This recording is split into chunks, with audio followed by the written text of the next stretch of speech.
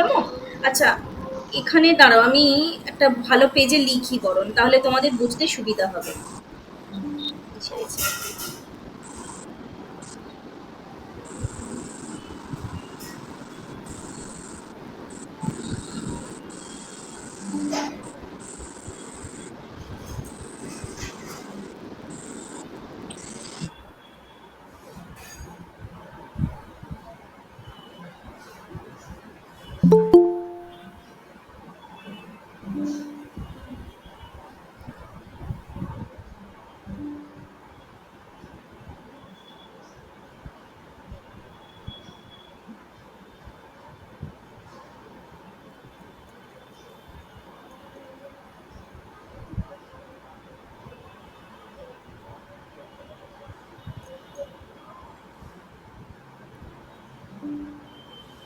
যে জয়েন হচ্ছিল ওকে আরেকবার একটু বলো তো জয়েন করতে। আমি কি ওকে নিলাম বুঝতে পারছি না।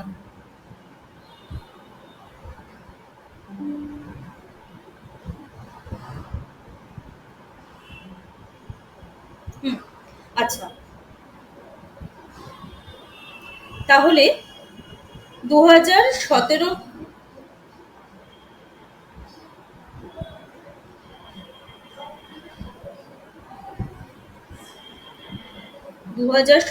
সালে 14ই ফেব্রুয়ারি দার্জিলিং থেকে কি হয়েছিল, দার্জিলিং থেকে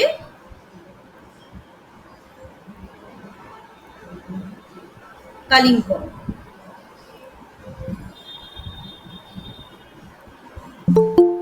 কেমন? এই যে আরেকজন জয়েন করছে।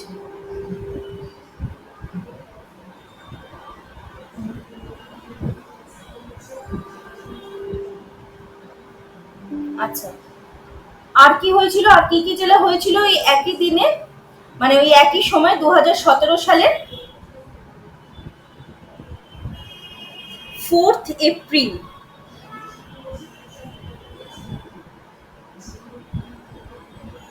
4 এপ্রিল হয়েছিল পশ্চিম মেদিনীপুর থেকে ঝাড়গ্রাম, পশ্চিম মেদিনীপুর থেকে ঝাড়গ্রাম।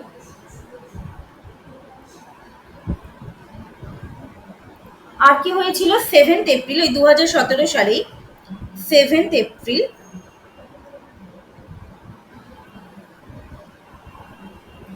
বর্ধমান থেকে পশ্চিম বর্ধমান।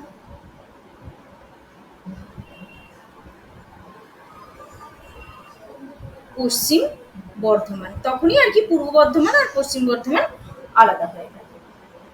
ঠিক আছে, এই যেহেতু 2017 সালেই লাস্ট জেলা বিভাজন হয়, তো ওই জন্য বলছি 2017 সালের জেলা বিভাজনগুলো কোন জেলা থেকে কোনটা বিভাগ হয়েছিল সেইগুলো মনে রাখবে, আর অবশ্যই এই ডেটগুলো। ঠিক আছে, আচ্ছা।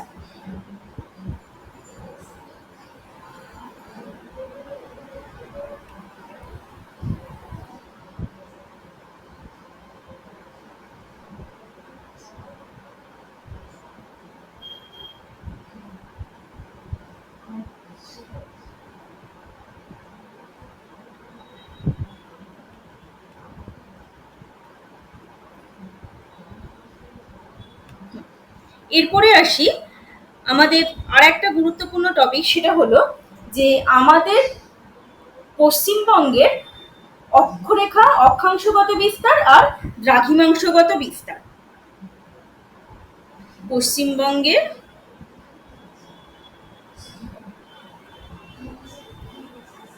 অক্ষাংশগত বিস্তার।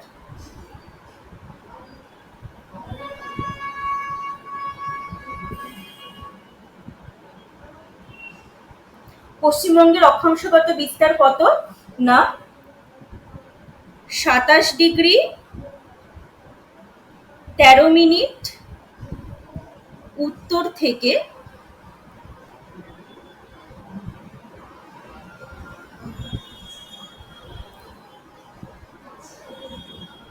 21°30' উত্তর পর্যন্ত। 21°30' উত্তর পর্যন্ত। ঠিক আছে। আচ্ছা, দ্রাঘিমাংশগত বিস্তার, দ্রাঘিমা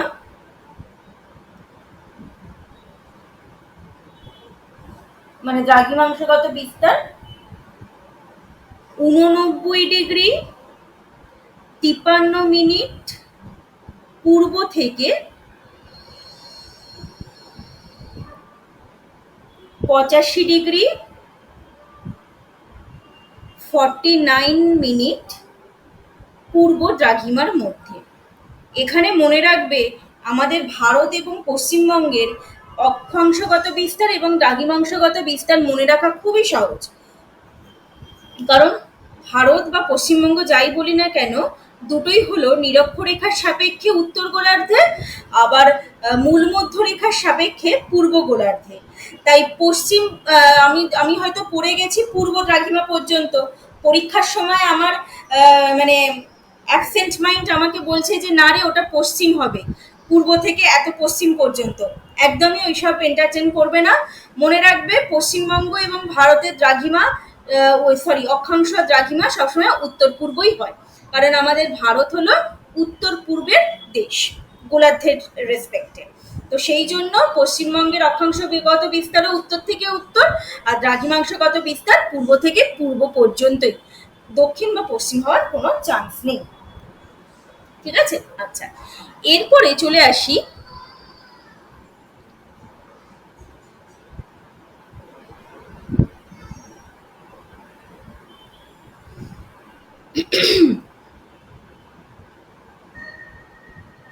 দেখো, কর্কটক্রান্তি রেখা পশ্চিমবঙ্গের কোন কোন জেলার উপর দিয়ে গেছে?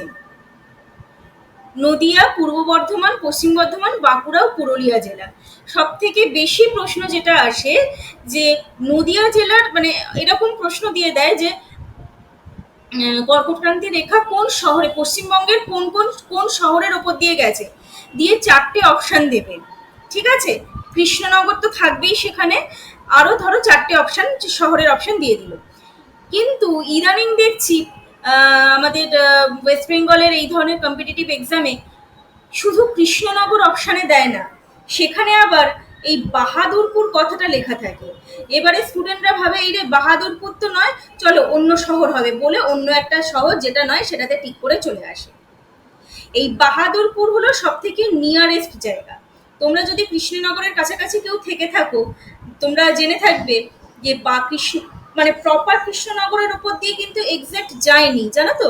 অ্যাকচুয়ালি বাহাদুরপুরের ওপর দিয়ে, এই মানে নদিয়া জেলার বাহাদুরপুর জায়গাটার ওপর দিয়ে কর্কটক্রান্তি রেখা বিস্তৃত হয়েছে।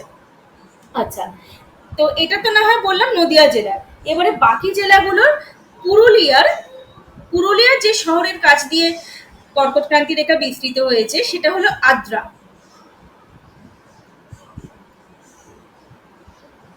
ঠিক আছে। বাঁকুড়ার যে জায়গার কাছ দিয়ে কর্কটক্রান্তি রেখা বিস্তৃত হয়েছে সেটা হলো বড়জোড়া।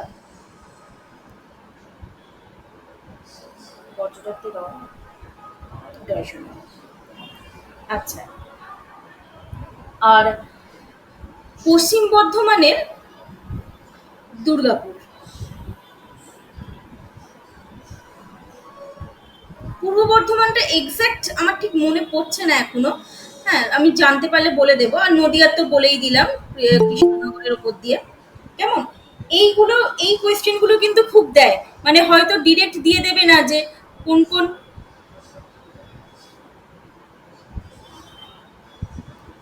কোন কোন জেলার ওপর দিয়ে গেছে, কারণ কোন কোন জেলার ওপর দিয়ে গেছে এটা তো এখন কমন কোয়েশ্চেন হয়ে গেছে, সবাই জেনেও গেছে। তো যেটা ধরো ঘুরিয়ে আসার কথা, ইদানিং প্রাইমারি টেটে খুব ঘুরিয়েও প্রশ্ন দিচ্ছে, গত বছরের প্রশ্ন দেখেই আমরা জানতে পেরেছি, দ্যাট ইজ এই যে কোন শহরে, নিকটবর্তী কোন কোন জেলার কোন শহরের ওপর দিয়ে কর্কটক্রান্তি রেখা প্রবাহিত হয়েছে। ঠিক আছে। আচ্ছা, বেশ। এখানে আর একটা জিনিস বলে দিই,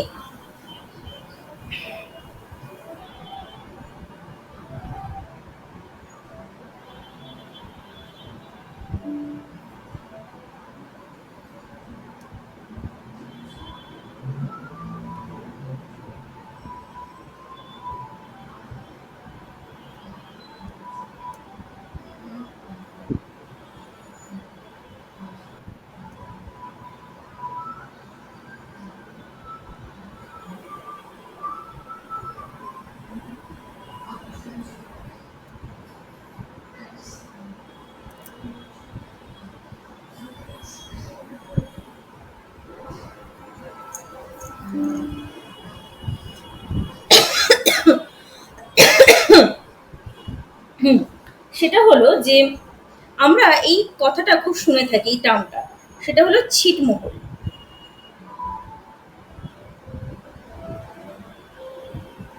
ছিটমহল অ্যাকচুয়ালি কোথায়? ছিটমহল হলো এটা একটা জায়গা, যে কোচবিহার জেলার, আমাদের কোচবিহারে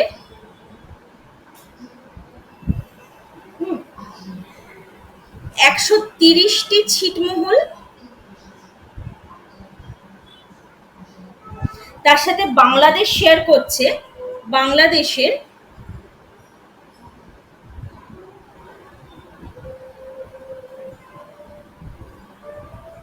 95টি ছিটমহল, সেইটা আবার কোচবিহারেই পড়েছে। নিয়ে পুরো জায়গাটা হলো ছিটমহল। তার মানে ছিটমহল জায়গাটা কোথায়? না, সেটা হলো কোচবিহারে। ঠিক আছে। আর একটা যেটা, that is 3 Bigha corridor. Ma'am ছিটমহলটা আর একবার বলুন। ছিটমহল অ্যাকচুয়ালি যখন অবিভক্ত বাংলা ছিল, পুরোটাই বাংলাদেশে ছিল। তারপরে যখন পশ্চিমবঙ্গ ভাগ হয়, তখন কি হয়, বেশিরভাগ জায়গা মানে ছিটমহল বলে যে জায়গাটা বাংলাদেশে, ঠিক আছে, সেটা না কোচবিহারের মধ্যে চলে আসে। অ্যাকচুয়ালি এইটা হলো, এই ছিটমহল যেটা বলা হচ্ছে, এখানে একটা সময় অনেক কাপড়ের কল ছিল, মানে ওই সুতি বস্ত্রের কল ছিল আর কি, পাট কল, সুতি বস্ত্রের কল, এগুলো অনেক কিছু ছিল। বর্তমানে এগুলো বন্ধ হয়ে গেছে, এগুলো আর চলে না। তো যখন ভারত ভাগ হয় আর কি, তখন বেশিরভাগটাই কোচবিহারে পড়ে যায়। একটা এরকম চুক্তি হয়েছিল যে বাংলাদেশের বেশিরভাগ ছিটমহল যদি ভারতে চলে আসে, তাহলে পাট জমি বেশিরভাগটা কিন্তু বাংলাদেশে দিতে হবে। যার জন্য দেখবে আমাদের যে মানে পাটের সব থেকে ভালো পাট জমি তো আমাদের রয়েছে উত্তর 24 পরগনা, নদিয়া ডিস্ট্রিক্ট বরাবর। উত্তর 24 পরগনায় বেশি। হুম। তো তার 90% পাটের জমি, মানে উর্বর পাটের জমিটা কিন্তু বাংলাদেশে। যার জন্য বাংলাদেশ কিন্তু পাট শিল্পে উন্নত। এই মানে ছিটমহলের সাথে পাট জমির এইরকম একটা চুক্তি হয়েছিল। ঠিক আছে। আচ্ছা, 3 বিঘা করিডোরটা কি? 3 বিঘার করিডোর হলো, এইটাও কিন্তু ওই কোচবিহারে। কোচবিহারের কোথায়? কোচবিহারের দুটো জায়গা আছে, একটা হলো মেখলিগঞ্জ।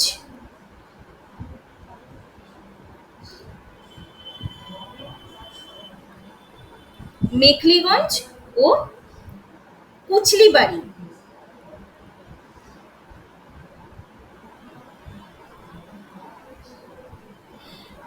এই অঞ্চলের 3 বিঘা জমি বাংলাদেশের ছিটমহলের মধ্যে যাতায়াতের জন্য ভারত সরকার 1992 সালে বাংলাদেশকে লিজ দিয়েছে। একদম সরু জায়গা। ঠিক আছে। তো সেই জায়গাটাকেই বলা হয় 3 বিঘা করিডোর।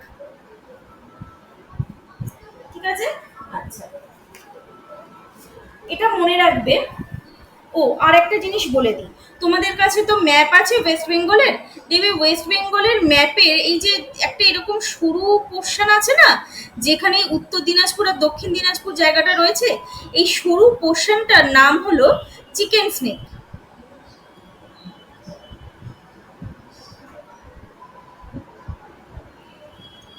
এই জায়গাটা এটা হলো উত্তর দিনাজপুরের চোপড়া বলে একটা জায়গা আছে।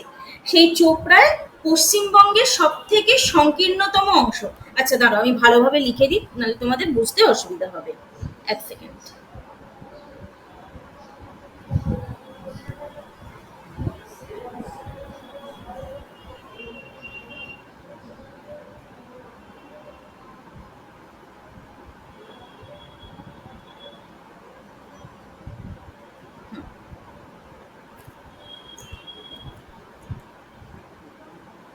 এই যে এরকম যে সরু জায়গাটা পশ্চিমবঙ্গে, যেখানটায় ঘাটটা একদম সব থেকে সরু অংশ, এটার বিস্তার কত না মাত্র 9 কিলোমিটার। যার জন্য এটাকে বলা হয় চিকেন স্নেক। কোথায় রয়েছে? না, উত্তর দিনাজপুরের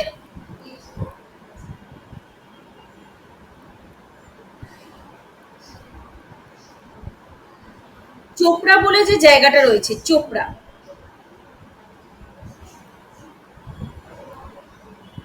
এটা এটার আর একটা নাম আছে, এটার অপর একটি নাম হলো মহানন্দা নকশালবাড়ি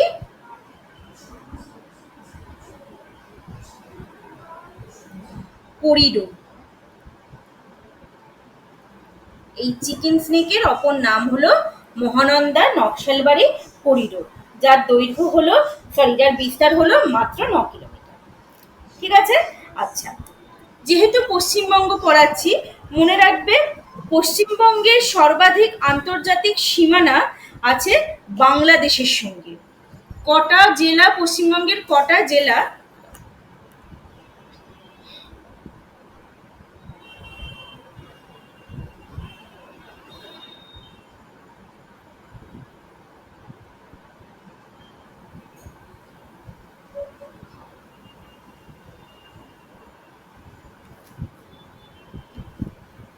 পশ্চিমবঙ্গের কটা জেলা বাংলাদেশের সাথে সীমানা শেয়ার করছে?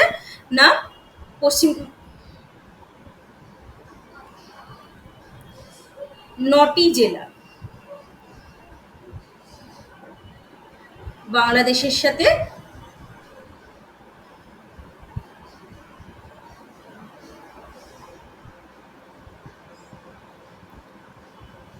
সীমানা ভাগ করছে, যার জন্য বাংলাদেশে আন্তর্জাতিক সীমানাটা বেশি।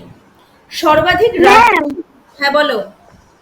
আপনি স্ক্রিনে লিখছেন, ওটা স্ক্রিনে দেখা যাচ্ছে না। এই সেরেছে। কিছুই অনেকটা ওই সেই লাস্ট কি দেখতে পেয়েছিলে? কিছু বলছেই না, লাস্ট কি অনেক কিছুই দেখা যায়নি। সে কি, তোমরা আমাকে আগে বলনি কেন?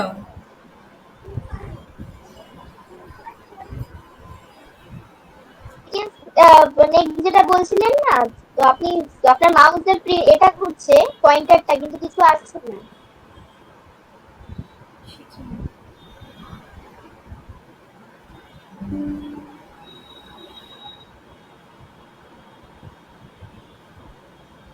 এইটা দেখতে পাচ্ছ?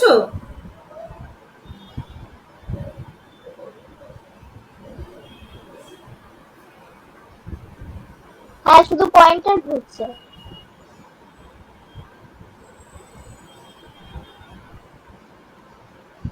কেউই কি দেখতে পাচ্ছ না? না ম্যাম, দেখা যাচ্ছে না, সেই দুর্গাপুর পর্যন্ত লাস্ট দেখা গেছে। আগে তো বলবে আমাকে যে ম্যাডাম আপনি কি কিছু লিখছেন।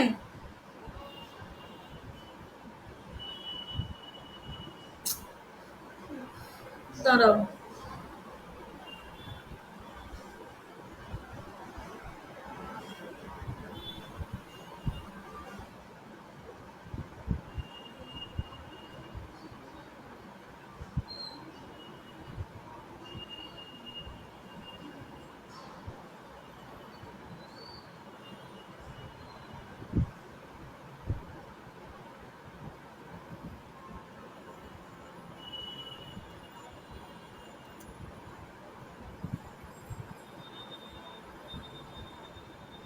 এবারে দেখো তো, দেখা যাচ্ছে? হ্যাঁ ম্যাম, দেখা যাচ্ছে। এই যে 9টি জেলা বাংলাদেশের সাথে সীমানা ভাগ করেছে, এই লেখাটা দেখতে পাচ্ছ? হ্যাঁ ম্যাম। আচ্ছা, হ্যাঁ ম্যাম, দেখা যাচ্ছে।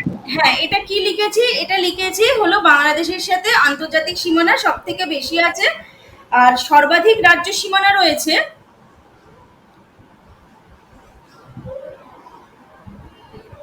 সর্বাধিক রাজ্য সীমানা রয়েছে কার সাথে? না, ঝাড়খণ্ড রাজ্যের সাথে। কেমন? আর সবচেয়ে কম কম আন্তর্জাতিক সীমানা কার সাথে রয়েছে? না, নেপালের সঙ্গে। আন্তর্জাতিক সীমানা, হ্যাঁ, সব থেকে কম রয়েছে নেপালের সঙ্গে। আর সব থেকে কম রাজ্য সীমানা রয়েছে সিকিমের সাথে। আমি রিপিট করছি, পশ্চিমবঙ্গের সাথে সর্বাধিক আন্তর্জাতিক সীমানা রয়েছে বাংলাদেশের সাথে। কটা জেলা বাংলাদেশ শেয়ার করছে? না, 9টা জেলা। কেমন? সর্বাধিক রাজ্য সীমানা আছে ঝাড়খণ্ডের সঙ্গে। পশ্চিমবঙ্গের সবচেয়ে কম আন্তর্জাতিক সীমানা রয়েছে নেপালের সঙ্গে সবচেয়ে কম রাজ্য সীমানা রয়েছে সিকিমের সঙ্গে।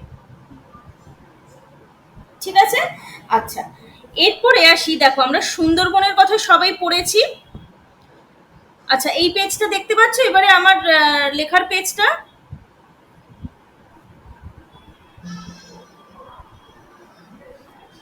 যেখানে বদ্বীপ অঞ্চলের শ্রেণীবিভাগ আমি শেয়ার করেছি, এই পেজটা দেখতে পাচ্ছ? না ম্যাম, এটা দেখা যাচ্ছে না।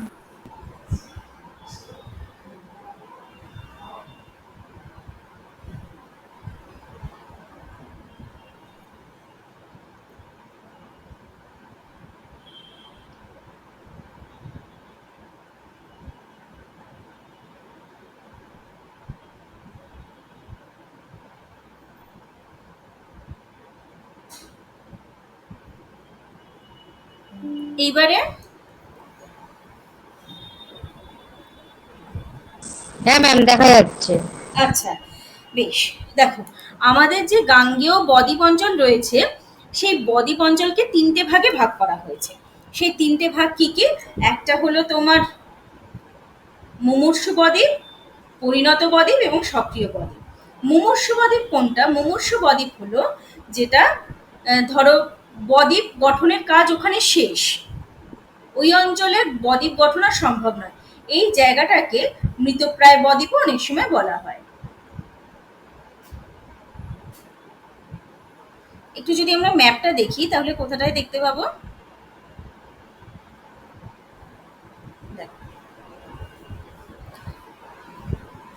এই জায়গায় বদ্বীপ গঠনের কাজ প্রায় শেষ, মানে নদিয়া, মুর্শিদাবাদ, তারপর উত্তর 24 পরগনার উত্তরাংশে যেখানে ভাগীরথী নদীর গতি পরিবর্তনের ফলে জলঙ্গি, ভৈরব, ইছামতি নদী মূল স্রোত থেকে বিচ্ছিন্ন হয়ে মজে গেছে, সেখানে বদ্বীপ গঠনের কাজ বন্ধ। এখানে কি রয়েছে? এখানে প্রচুর পরিমাণে ওই খাল, বিল, জলাভূমি এইসব রয়েছে। এই মৃতপ্রায় বদ্বীপকে আর একটা নামও বলা হয়, এটাই আর একটা নামেও পরিচিত, সেটা হলো বাগরি অঞ্চল।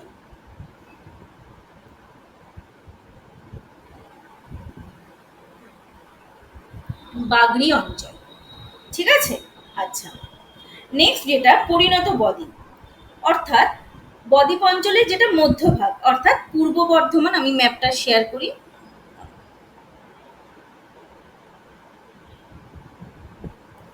একটু ম্যাপটা দেখলেই বুঝতে পারবে, বড় করছি আমি ম্যাপটা তোমাদের সুবিধার জন্য।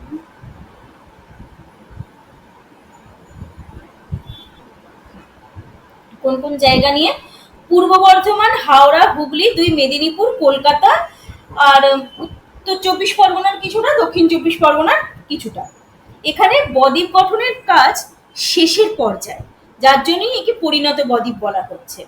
মাঝে মাঝে বন্যা এবং পলি সঞ্চয় ঘটে, ঠিক আছে, বন্যা হলেই তো পলি সঞ্চয় ঘটবে। আর যেটা সক্রিয় বদ্বীপ, সেটা হলো একদম দক্ষিণ 24 পরগনা জেলার দক্ষিণাংশে, মানে বুঝতেই পারছো তোমরা, এটা ছবিটা দেখলেই বুঝতে পারবে। এই যে যেখানে এখনো জোয়ার ভাটার প্রকোপ চলে এবং যেখানে অসংখ্য খাঁড়ি রয়েছে। বিদ্যাধরী, ইছামতি, মাতলা এগুলো প্রতি বছর পলি সঞ্চয় করে বদ্বীপ গঠনকে সক্রিয় করে রেখেছে এবং বদ্বীপ প্রসারিত করছে। যেমন সাগরদ্বীপ, পূর্বাশা, নয়াচর, তারপরে আমাদের এই যে মৌসুমী, হ্যাঁ, এই দ্বীপগুলো গঠিত হয়েছে এবং এই জায়গাটা প্রায় জোয়ারের জলে প্লাবিত হয়। ঠিক আছে, আচ্ছা এই যে টাইডালি অ্যাক্টিভ ডেল্টা যেটা, বা এটা তো সুন্দরবন অঞ্চল, সুন্দরবনের কিছুটা অঞ্চল কৃষিযোগ্য জমি রয়েছে। সেই কৃষিযোগ্য জমি অবাদা নামে পরিচিত। এটা একবার দিয়েছিল একটা পরীক্ষায়। সুন্দরবনের কৃষিযোগ্য জমি অবাদা নামে পরিচিত। এমনিতে সুন্দরবনে তো ম্যানগ্রোভ অরণ্য থাকে, দেখা যায়। সেই ম্যানগ্রোভ অরণ্যকে কি বলে বলো তো? বাদা বন, জানো এটা সবাই। আচ্ছা আরেকটা জিনিস বলে দিই, পশ্চিমবঙ্গে এতগুলো জেলা রয়েছে, তার মধ্যে উত্তর 24 পরগনা হলো বৃহত্তম জেলা।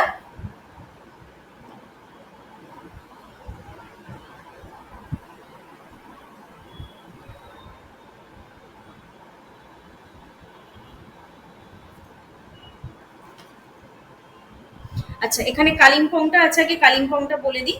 কালিম্পং হলো ক্ষুদ্রতম জেলা, পশ্চিমবঙ্গের ক্ষুদ্রতম জেলা হলো কালিম্পং, আর বৃহত্তম জেলা হলো উত্তর 24 পরগনা।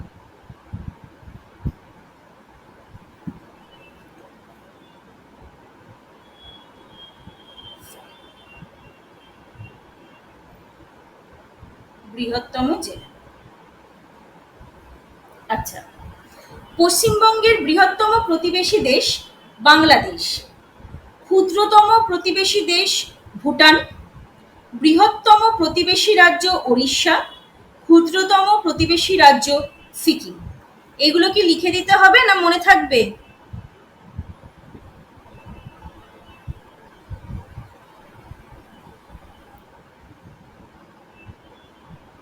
ম্যাম আরেকবার রিপিট করবেন?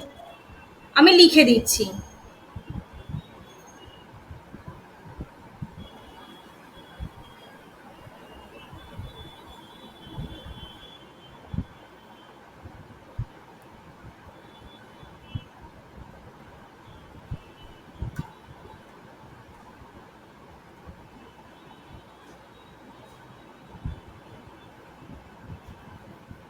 এইটা আবার কি জন্য?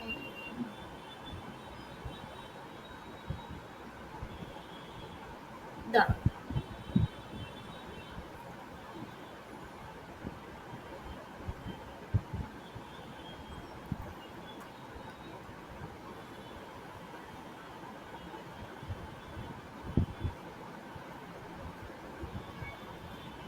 বোর্ড দেখতে পাচ্ছ?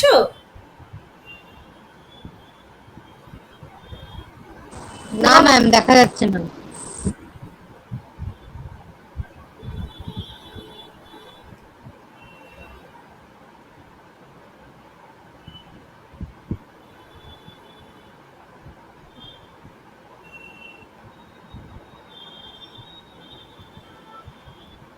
এবারে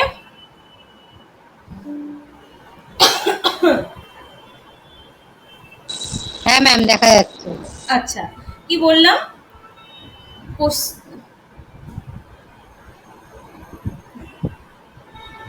পশ্চিমবঙ্গের বৃহত্তম প্রতিবেশী দেশ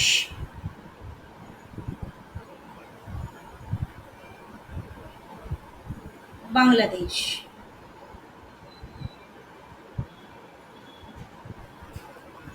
ক্ষুদ্রতম প্রতিবেশী দেশ ভুটান,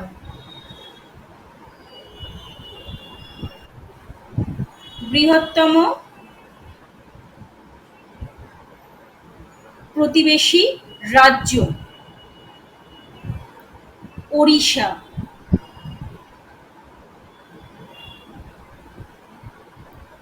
ক্ষুদ্রতম প্রতিবেশী রাজ্য সিকিম।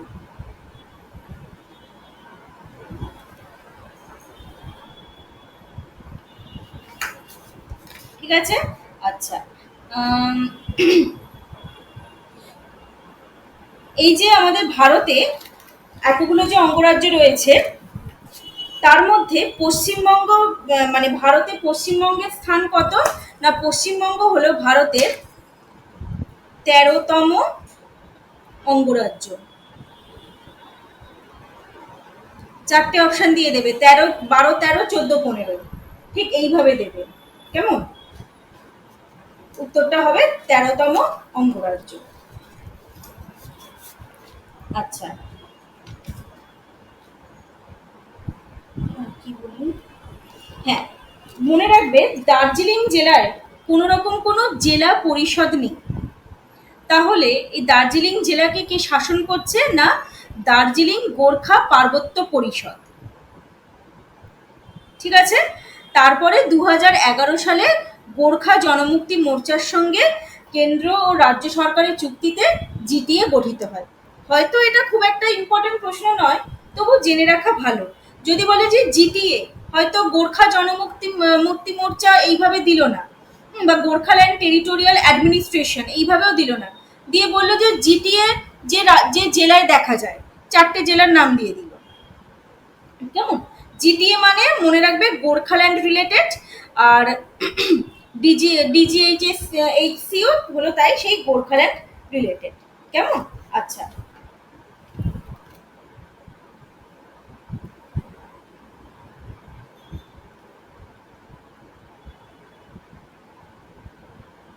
বেশ। আর সেরকম কিছু আজকে বলার নেই, কর্কটক্রান্তি রেখা এগুলো সব বলে দিয়েছি। আবার ফের পার্বত্য ভূমিটা বা কোথায় কি পর্বত রয়েছে ওইগুলো নেক্সট দিন আলোচনা করা হবে। নদ নদীও আগের দিন বলে দিয়েছি। আচ্ছা, আরেকটা বলে দিই, যেহেতু পশ্চিমবঙ্গের এই জেলাগুলো নিয়ে বলছি, যদি বলে যে পশ্চিমবঙ্গের জেলায় বধভূমি বা ব্যাডল্যান্ড তৈরি হয়েছে, উত্তরটা হবে বীরভূমে। ঠিক আছে? এই যে শান্তিনিকেতন আমরা বেড়াতে যাই, শান্তিনিকেতনের সোনাঝুরি তো সবাই গেছো, গেলে দেখবে ওই জায়গাটা একটু যেন অন্যরকম। হ্যাঁ, মানে কোনো রকম কোনো গাছপালা নেই, চাষবাসও হয় না। হ্যাঁ, দেখলে মনে হবে মাটি প্রচন্ড ক্ষয় হয়েছে, মানে জায়গায় জায়গায় গর্ত গর্ত। অ্যাকচুয়ালি এইটাকে বলা হয় গালি ইরোশন, গালি ক্ষয়। তো বধভূমি তো গালি ক্ষয় এইভাবেও দেবে না, একদম এমন একটা বাংলা ওয়ার্ড দিয়ে দেবে বধভূমি, যে সেটা হয়তো আগে আমরা নামই শুনিনি। যদি বলে যে পশ্চিমবঙ্গের যে জেলায় কোন জেলায় গঠিত হয়েছে, তাহলে উত্তরটা হবে বীরভূম জেলায়। ঠিক আছে?